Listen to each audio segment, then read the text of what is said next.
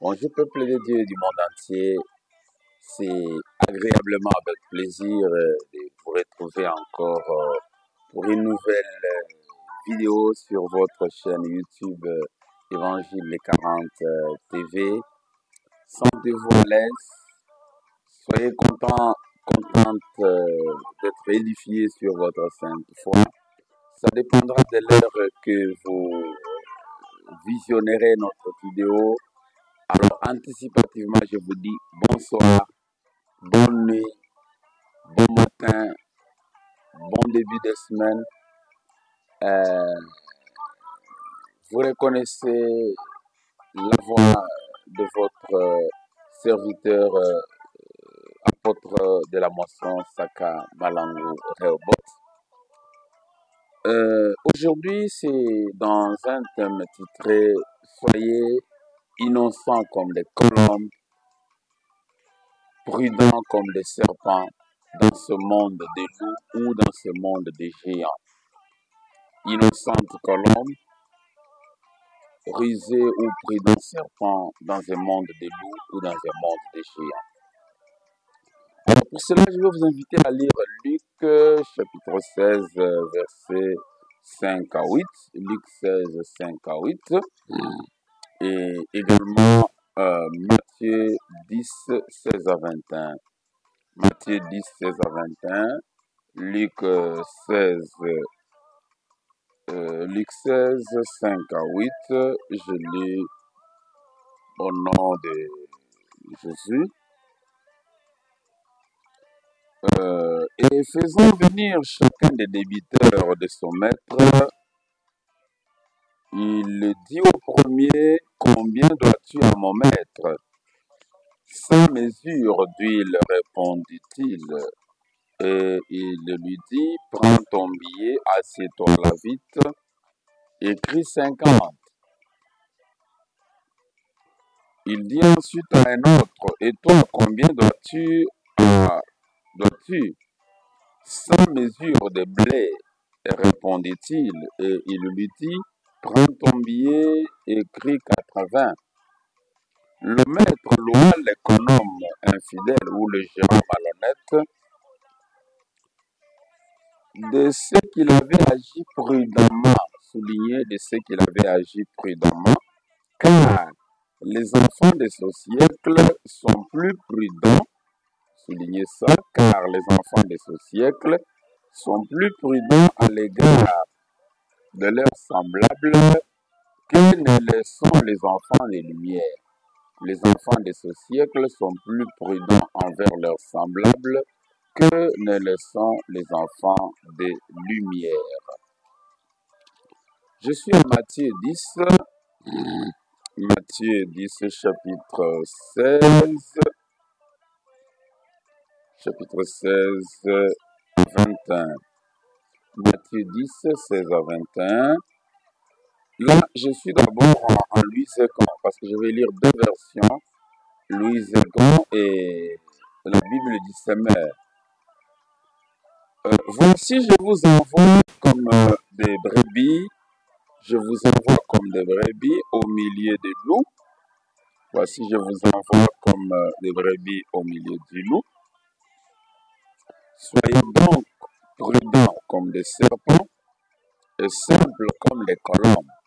Voilà, c'est comme ça que Louis est traduit. Mais quand vous êtes dans la Bible du Semeur, c'est écrit « Soyez prudents comme des serpents et innocents comme des colombes. » Prudents comme les serpents, innocents comme des colombes. Mettez-vous en garde contre les hommes, car ils vous livreront aux tribunaux. Ils vous battront des verges. Vous battront des verges dans leur synagogue. Vous serez amenés à cause de moi devant des gouverneurs et des rois pour servir de témoignage à eux et aux païens. Mais quand on vous livrera, ne vous inquiétez ni de la manière dont vous parlerez, ni de ce que vous direz. ce que vous aurez à dire vous sera donné à l'heure même, car ce n'est pas vous qui parlerez, c'est l'Esprit de votre Père qui parlera en vous. Le frère livrera son frère à la mort, le frère livrera son frère à la mort, le père livrera son enfant, le père livrera son enfant, et les enfants se soulèveront contre leurs parents et les feront mourir. Voilà, peuple de Dieu, quelques écritures que je voulais lire, mais souffrez que je finisse également avec Genèse chapitre 39, versets 10 et 11. Genèse 39, 10 à 11, il s'agit de l'histoire de Joseph. Nous lisons qu'elle parla tous les jours à Joseph. Il refusa de coucher auprès d'elle, d'être avec elle. Il refusa de coucher auprès d'elle et d'être avec elle. Un jour qu'il était entré dans la maison pour faire son ouvrage et qu'il n'y avait là aucun des gens de la maison, elle le saisit par son vêtement en disant « Couche avec moi ». Il lui laissa son vêtement dans la main et s'enfuit au dehors. Nous pouvons sauter, aller au verset 16. Et elle posa le vêtement de Joseph à côté d'elle jusqu'à ce que son maître rentrât à la maison. Que mon Dieu bénisse le peuple de Dieu qui nous a suivis dans la lecture de la parole. J'ai déjà dit que mon thème que nous allons partager ensemble est titré « Soyez innocents ». Soyez innocents comme des colombes, mais prudents comme des serpents. Innocents comme des colombes, mais prudents comme des serpents dans ce monde des loups ou dans ce monde des géants. La chose qui m'étonne, peuple de Dieu, nous connaissons tous le texte du loup et l'agneau. Je crois que c'est parmi les femmes de La Fontaine, si j'ai bonne mémoire. Les loups mangent les agneaux, mangent les brebis. C'est la raison du plus fort qui est toujours la meilleure. Parce que le loup était en amont de la rivière et la brebis ou l'agneau en aval. Mais c'est le loup qui accuse l'agneau de troubler son eau. Malgré toute la défense de l'agneau, le loup dit non. D'ailleurs, c'est vous qui m'attaquez chaque fois. La fois passée, c'était vous dites non, non, non, non. Comment pouvais-je le faire parce que je n'étais pas encore là? Non, tu la troubles, tais-toi. Si ce n'est pas toi, c'est l'un des tiens. Vous voyez, Jésus, sachant que nous ne sommes que des agneaux, il nous envoie au milieu des loups. Est-ce que vous pouvez vous mettre en tête que l'Église, croyants, chrétiens, hommes des biens, hommes de l'innocence, nous sommes envoyés comme des brebis au milieu des loups? Alors, si tel est le cas, ne négligez rien.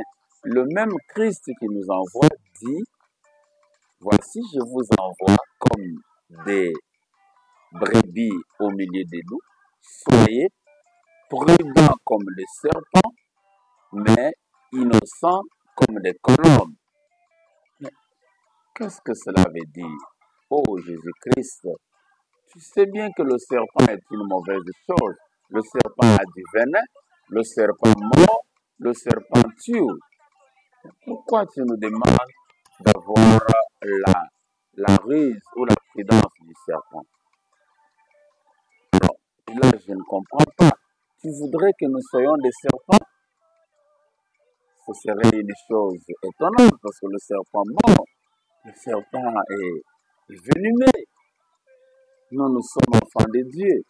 Mais qu'est-ce que le Christ veut dire en nous demandant d'être innocents, doux, simples, compatissants comme des colombes, mais en même temps prudents comme des serpents?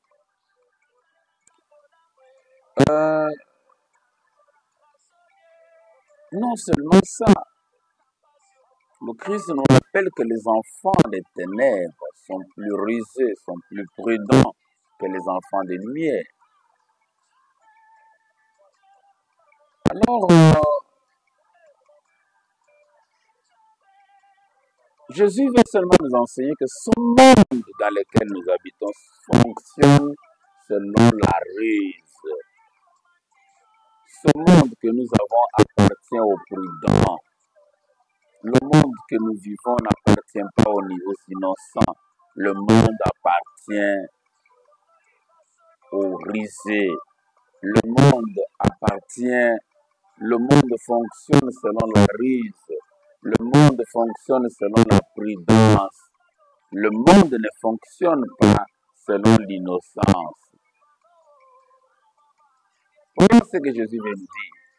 N'en déplaise à ceux qui se sentent scandalisés, mais c'est l'Écriture, peuple de Dieu. Revenons à l'exemple de Joseph. C'est la femme de son maître, c'est la femme de Potiphar qui lui fait des avances, qui lui dit: non, Joseph, tu es un bon gars, couche avec moi. Ce vieux, ce fainéant de Potiphar ne verra rien, il ne saura rien. Nous allons nous régaler, nous allons faire notre vie, nous sommes des adultes.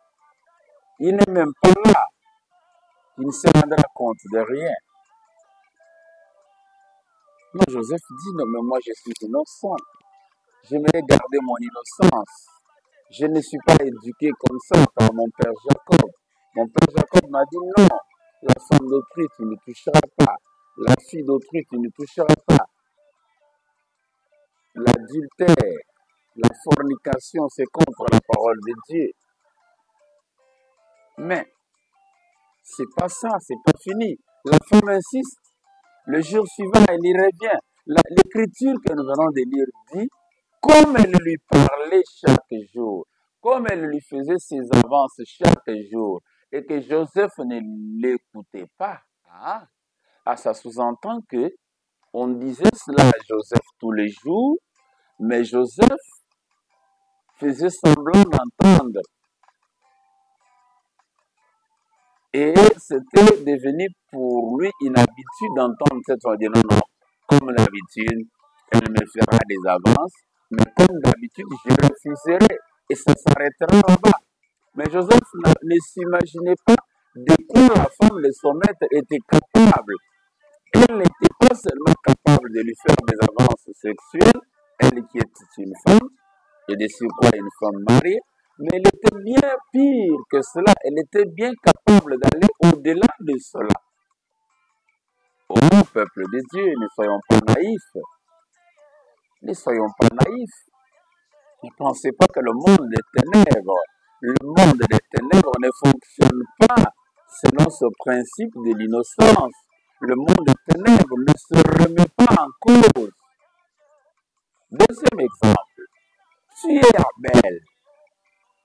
Tu es Abel, tu es innocent, l'innocent Abel. L'innocent Abel, ton offrande a été agréée par Dieu. Très bien. Tu es pur, tu es innocent, tu es compatissant. Mais tu te dis, bon, finalement, viens quand même, relève-toi quand même si ton offrande n'a pas été agréée, c'est pas la fin du monde. Continuons, Dieu va comprendre. Mais non, c'est pas ça le cas. C'est pas ça. C'est pas ce réconfort que Caïn veut. Caïn en veut à toi. Pourquoi tu réussis et moi je ne réussis pas? Diable. Pourquoi tu as une promotion et moi je n'en ai pas? Pourquoi tu fais beaucoup de missions et moi je n'en fais pas? C'est pas un problème. En fait, pourquoi tu es compétent et moi je ne le suis pas? Ce qui est bon à faire, c'est de t'éliminer, c'est de t'effacer. On verra ce que tu deviendras avec ta compétence. Mais c'est ça le problème. Pourquoi toi tu prêches bien, moi je ne prêche pas? Pourquoi toi tu es apôtre, tu es médecin, tu es tel, tu fais ceci, tu es promoteur que moi je ne le suis pas?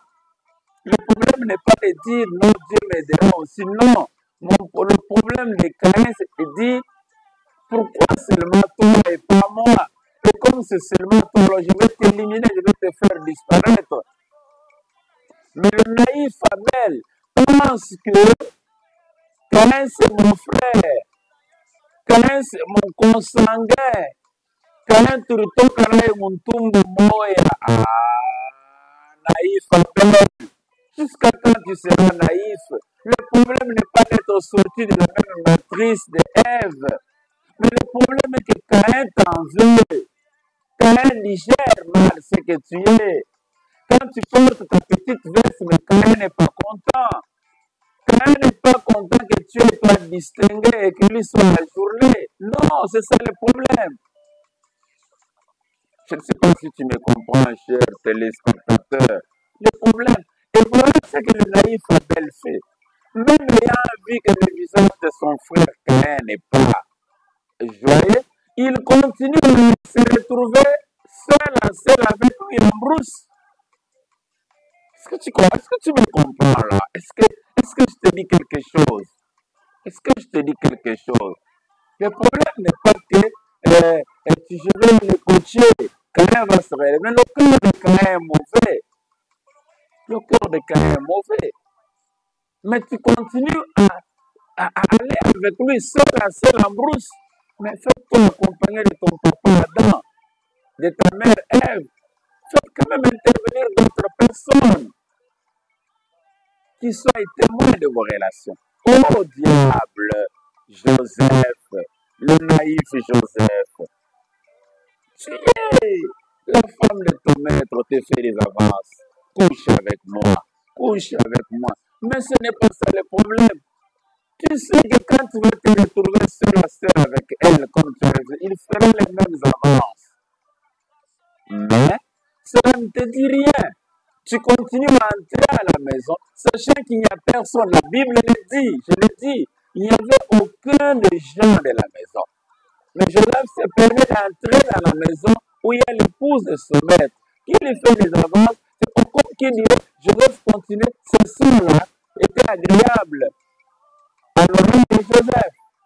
Non, mes chers chrétiens, tu vends tes beignets, tu vends tes bananes, mais celui qui cherche à acheter le grand chef là, pourquoi veut-il acheter que seul à seul dans les bureaux?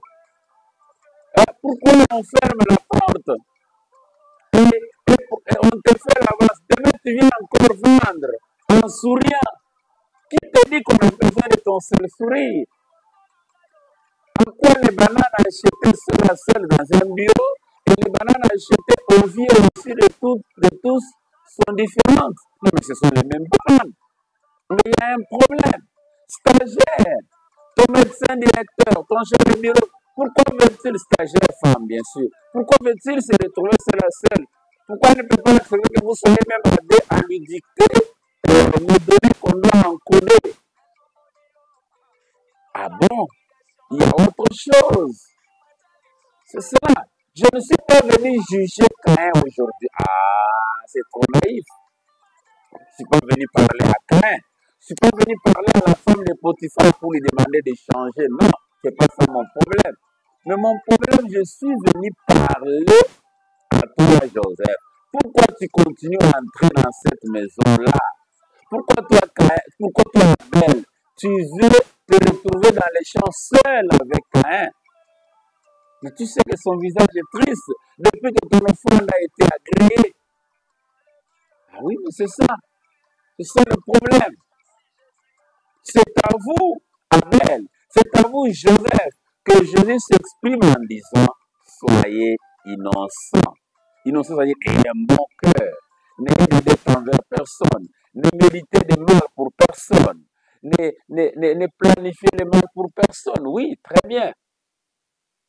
N'envisagez du mal pour personne. Ne voyez pas, ne méditez du mal pour personne. Très bien, je comprends.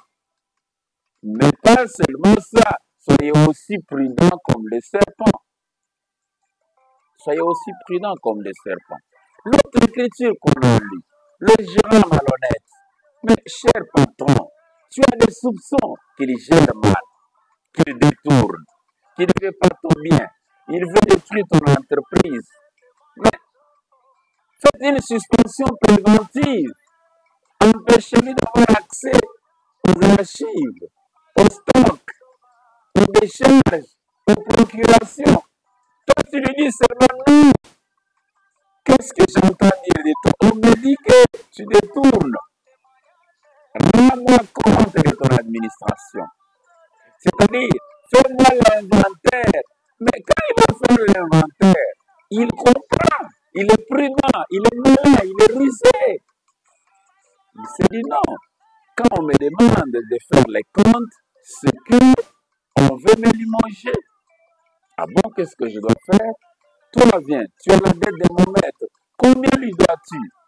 100 mesures de blé. Assieds-toi là. Écris 50. Tu vois les 50 qui restent là, toi tu auras 25 et moi j'aurai 25. Ok. Voilà, c'est du gagnant-gagnant. Toi viens, combien de litres d'huile lui dois-tu? Non, je lui dois 100 hectolitres d'huile. Non, écris 80. Les 20 là, on se partagera à 10-10. Et le maître dit, Jésus dit, les enfants des ténèbres sont plus rusés que les enfants des lumières. Parce que lui a compris que même si j'ai déjà détourné, mais comme il veut me limoger, il faut que je détourne encore davantage. Est-ce que tu me comprends? Est-ce que tu me comprends? Est-ce que, cher téléspectateur, est-ce que je te dis quelque chose? Il dit non, je ne peux pas avoir pitié de son entreprise. Comme j'ai déjà détourné, et comme il veut m'enlever, je détourne encore davantage et je deviens riche. C'est comme ça que le monde fonctionne. Mais est-ce que je suis venu t'enseigner de détourner aussi? Non. Est-ce que je suis venu de te dire, toi, Abel, tu ou Caïn? Non. Est-ce que je suis venu de te dire, non, fais du mal à la femme de Potiphar? Non. Mais je te demande seulement de prendre au sérieux jusqu'où peut-elle aller? Jusqu'où peut-il aller? Je te demande d'être prudent, c'est-à-dire la prudence, c'est quoi? La prudence, c'est une forme d'intelligence qui est différente d'une intelligence de création, d'une intelligence de mémoire, d'une intelligence, c'est une intelligence anticipative, une intelligence qui prévoit les dangers et les risques que l'on court face à une personne, face à là où on habite, face à son entourage, face aux personnes avec lesquelles je partage la vie, et de mettre des garde-fous pour anticiper une intelligence préventive des dangers, une intelligence anticipative, c'est-à-dire une lecture correcte des risques auxquels on s'expose, un discernement rapide des risques et des hypocrites, des perfides et des traîtres déguisés, de nous déguisés en brebis. Mais c'est cela que je vous dis, peuple de Dieu. C'est ce que j'appelle l'intelligence anticipative, la prudence. Amen, amen. Si tu me captes comme ça, que mon Dieu te bénisse, que la spiritualité supérieure te soit communiquée. Donc, bien que je sois son innocence, l'apôtre Nsaka, j'aimerais que tu comprennes que mon innocence, c'est-à-dire ma capacité à ne pas nuire aux autres, ma capacité à ne devoir rien de mal aux autres, à ne jamais avoir de dette envers personne, cela ne m'empêche pas d'avoir une certaine clairvoyance, la lecture instantanée des risques auxquels je m'expose pour agir en conséquence, pour agir de manière préventive. Cette innocence n'est que la base de la pyramide, mais le sommet, c'est la spiritualité supérieure, c'est-à-dire l'intelligence préventive. Dans l'humilité et l'innocence, soyez prudents et intelligents, pleins de discernement et de la lecture des signes des temps. Ah, je crois que là, vous pigez quelque chose, non? Je crois que là, j'ai vu ton intelligence, non?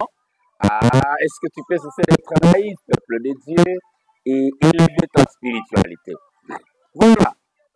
Je vais vous donner l'exemple de deux filles. Une fille des ténèbres et une fille des lumières, mais naïve. La fille des ténèbres, d'abord, quand elle se fait courtiser ou qu'elle courtise, elle s'habille mal, elle expose tout. Quand on veut d'elle, l'église, elle exige du fric. Elle dit souple, moya. Alors, n'est-ce pas? Du fric. C'est du donnant-donnant. Voilà, il y a de l'argent parce qu'elle ne veut pas être pauvre. Mais lorsqu'elle tombe enceinte, elle se dit, elle ne va pas hésiter à avorter ta bitoche là. Je vais enlever ça. N'est-ce pas? J'avorte. C'est-à-dire qu'il n'y a pas de limite pour évoluer dans le mal. Elle est prudente. N'est-ce pas? Elle ne veut pas avoir la grossesse. Elle ne veut pas arrêter ses études. Elle va exiger négocier un préservatif. Voilà. Elle est prudente. Voilà, c'est pourquoi le préservatif s'appelle prudence, non? Voilà. Elle est prudente. Mais l'autre qui est naïf, elle va confondre ce qui drague comme si c'était le mariage. Et quand elle se laisse, elle va dire non, mais avorter c'est un péché. Oui, mais il fallait comprendre que le péché c'est pas seulement avorter, mais le péché c'était déjà le fait de se prostituer, le fait de coucher avec des hommes auxquels on n'est pas marié, c'était déjà le péché.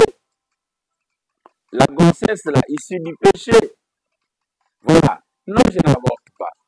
Ne me demande même pas l'argent. Et quoi courir, malnutri, l'enfant malnutri, études arrêtées, maladie, décès maternel, ou bien saignement, accouchement, on n'a même pas. Voilà. Le mal appelle le mal. Vous voyez, n'est-ce pas? La différence. C'est pourquoi Jésus dit les enfants des ténèbres sont plus rusés que ne le sont les enfants de lumière dans leur relation. Parce que les enfants des, il n'y a que les enfants des ténèbres, il n'y a que les enfants de lumière qui ignorent ce qui fait leur force, qui ignorent ce qui fait leur force et qui tombent.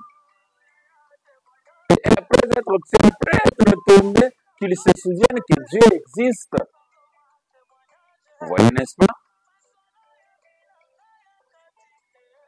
Une sœur qui habite seule dans sa chambre vous invite la nuit pour venir prier pour elle. Non parce que tu as beaucoup d'onction.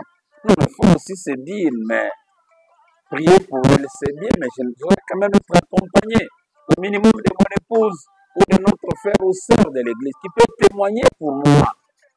C'est ce que je vais pour lui faire. C'est vrai, nous disons. Vous allez me dire, mais la vérité finit par triompher. La lumière va vaincre les ténèbres. Les ténèbres ne régneront pas toujours. Tant mieux, je le crois. Je le crois bien. La lumière finira par vaincre. Les ténèbres ne régneront pas toujours. Mais avant que la lumière triomphe, peuple de Dieu, tu auras souffert. Je vais faire aller en prison. N'est-ce pas? Abel est quand même mort, bien que son sang crie vengeance. Vous voyez, n'est-ce pas? Bien que son sang crie vengeance, mais il est quand même mort, quand même décédé.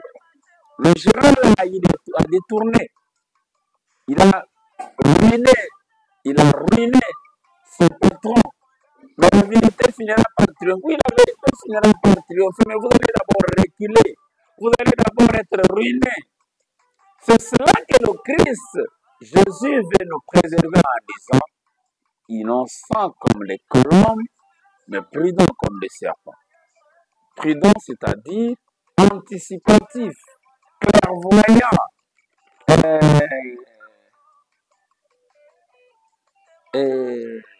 conséquent, que l'innocence ne nous rende pas avec. C'est pourquoi j'ai écrit pour vous ces deux grandes phrases phares. Je dis dans mes notes, quand j'ai médité, l'innocence ou l'innocence sans intelligence, l'innocence sans intelligence, c'est de la naïveté. L'innocence sans intelligence, c'est de la naïveté. Tandis que l'intelligence, la prudence sans innocence, c'est démoniaque. Donc, par exemple, coucher avec les filles, les étudiantes avec préservatif, c'est prudent. Parce qu'il n'y aura jamais de grossesse, il n'y aura jamais, ça ne se saura pas. C'est prudent. On ne sera pas infecté des maladies sexuellement transmissibles du VIH. C'est prudent. Mais seulement c'est démoniaque. C'est démoniaque parce qu'on va le faire, mais sans conscience. Si on en a encore, on n'est pas innocent. Mais on est prudent. Mais tandis que l'innocence, sans intelligence, sans prudence, c'est de la naïveté. Vous voyez, il y a eu 5 vierges folles et 5 vierges sages, ou 5 vierges prudentes, intelligentes. Elles étaient vierges, c'est-à-dire qu'elles étaient innocentes. Leur conduite était irréprochable. Elles ne se reprochaient de rien. Mais parce qu'elles étaient folles, parce qu'elles n'avaient pas de prudence ou d'intelligence, elles n'ont pas eu la vie éternelle. Elles n'ont pas été sauvées. La religion que je prêche, moi, Saka, ce que j'appelle la spiritualité supérieure, l'évangile des 40, c'est une religion de l'intelligence, mais basée sur l'innocence. C'est une religion de l'innocence offerte par l'intelligence ou la prudence. Et non l'innocence seule sans intelligence. L'innocence sans intelligence, c'est de la naïveté. Tandis que l'intelligence sans innocence, c'est monstrueux. C'est démoniaque, peuple de Dieu. Voilà. Alors, peuple de Dieu, je crois que notre vidéo ne devrait pas être longue. Est-ce qu'il y a eu quelque chose, oui, que je devais dire? C'est vous dire aussi en passant que la prudence doit vous amener à comprendre que lorsque 2 éléphants se battent, c'est l'herbe qui en pâtit. L'herbe, ce sont les innocents, non prudents, les innocents, les gens qu'on appelle à aller marcher quand des leaders politiques s'affrontent, ils y vont innocemment, mais imprudemment. Tandis que les grands leaders se respectent, ils s'entendent, ils se connaissent et ils se respectent. Voyez-vous ça? Biden et Poutine se téléphonent. À un certain niveau, Zelensky et Poutine se parlent. Poutine et Zelensky, eux ne meurent pas. Mais ce sont les naïfs soldats qui meurent. Ils laissent la femme, ils laissent les enfants pour une prétendue loyauté. Alors, je me demande, est-ce que chaque vie est-elle importante? Est-ce que chaque vie a-t-elle la même valeur? Est-ce que la vie des soldats qui meurent en Ukraine, des Russes qui meurent, a-t-elle la même valeur? Chaque âme a-t-elle la même valeur? Est-ce que Poutine comprend-il qu'il expose les Russes à la mort? Est-ce que Zelensky sait-il qu'il expose les Ukrainiens à la mort? Ces armes que l'on fabrique, c'est pour tuer qui? Donc fabriquer les armes, c'est une forme d'intelligence sans innocence. Voyez-vous, n'est-ce pas? Des mauvais génies. Ils sont intelligents, prudents, mais ils ne sont pas innocents. Ils ne sont pas compatissants.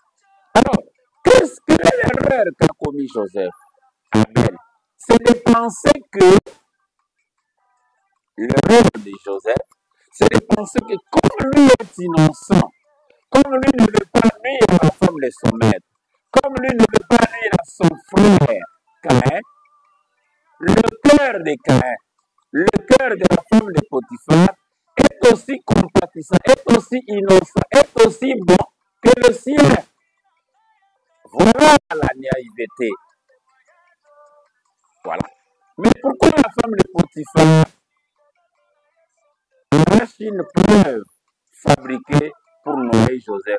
Parce qu'il croit que comme son cœur est mauvais, il ne fait pas aussi confiance au cœur de Joseph. Il pense que Joseph peut se retourner un jour et lui aussi à elle dénoncer ça. Mais la naïveté de Joseph, c'est quoi? C'est de n'avoir pas saisi la balle au bon pour informer en premier Potiphar. Il a continué à croire. Il n'a pas mesuré jusqu'où la femme de son maître pouvait aller. Donc, ceux qui nous l'empoisonnent au service, à l'école, au travail, ils sont innocents, bien sûr. Ils sont innocents. Ah, peuple de Dieu. Nous sommes allés où l'empoisonnement bat les pleins. Oui, vous êtes innocents. Mais quand vous réussissez à vous empoisonner, c'est parce que quelque part, vous n'êtes pas prudent comme un serpent. Votre bouteille doit rester comme ça. Non. Votre bouteille ne doit pas rester comme ça. Si elle restait comme ça, je ne la boirais pas. Et c'est évident, je ne boirais pas ça. N'est-ce pas? Dès que j'ai le doute, dès que mon cœur doute, qu'est-ce qui est plus prudent? Ce n'est pas boire. Dès que je doute de ce repas, le minimum, c'est de pécher par excès. Je ne mange pas. Au moins, une chose est sûre, il faut avoir mes liens et me faire avaler ça par force. Ceux qui empoisonnent, n'est-ce pas? Ceux qui empoisonnent, même en politique, on ne voudrait pas tuer la vie et l'esprit de tout le monde. Parce que ce qui est révélé est condamné. Mieux vaut agir en secret. Même si plus tard, ce qui est caché sera dévoilé, mais c'est tard. Voilà, n'est-ce pas? Si Joseph dénonce la femme de Potiphar, on ne serait pas arrivé là. Mais voyez, peuple de Dieu, Joseph continue à préserver le mariage de cette femme, mais en mettant en danger sa propre vie, peuple de Dieu. Voyez-vous ça? C'est ça qui arrive. C'est ce qui nous arrive tous les jours. L'amitié entre un malin et un naïf. Voilà. Vous êtes innocent, mais imprudent. Voyez-vous, n'est-ce pas? Vous n'êtes pas obligé de faire confiance aveuglément à votre entourage. N'est-ce pas? Ah, les choses gratuites coûtent parfois beaucoup plus cher. Il y a beaucoup à vous dire. Soyez les innocentes colombes, mais prudents comme les serpents. Mais je ne vous demande pas à vous de mordre. Je ne vous demande pas à vous de tuer. Je ne vous demande pas à vous de gorger. Non, là vous n'êtes plus innocent. Mais il y a des caractéristiques, certaines caractéristiques du serpent qui peuvent vous sauver. Le serpent passe très lentement. Voyez-vous, si le serpent est de couleur verte, il va se cacher aussi dans des herbes vertes. C'est le camouflage. Mais oui, le poste que tu as, tu sais combien en veulent, combien en vit ça. Il n'y a que toi qui penses que tous ceux qui te montrent les dents sont pour toi. Mais ce n'est pas ça, peuple de Dieu. Alors, peuple de Dieu, ça a été un plaisir de vous enseigner.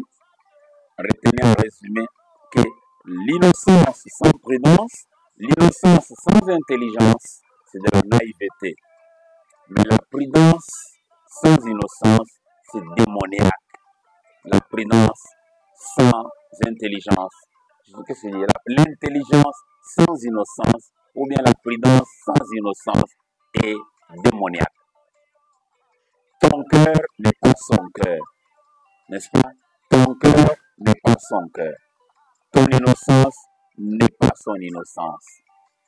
Ça a été son innocence, apôtre Saka Malango Rabot, son innocence, apôtre Saka Malango Rabot, que vous avez suivi dans une nouvelle vidéo.